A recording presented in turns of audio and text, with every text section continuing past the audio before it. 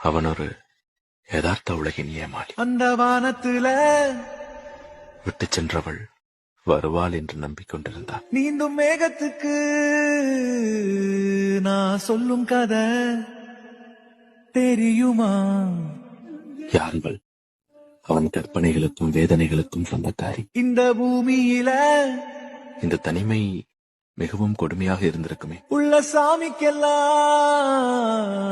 நான் கத்தி சொன்னாலும் என்று கேட்டாள். கேக்குமா? அவள் நினைவோடும் இசையோடும் இருள பார்க்காம இந்த தேநீரோடும் வாழ்ந்து கொண்டிருக்கும் எனக்கு வெளிச்சம் தெரியாதா? ஏது தனிமை என்கிறான் கல் நெஞ்சக்காரன். வலிய தாங்காம இத்தனைக்கு பிறகும் வாழ்க்கை புரியாதா? 8 தசையும் கேட்டிருக்க அவளை காதலிக்கத்தான் வேண்டுமா? வழியே கிடையாது.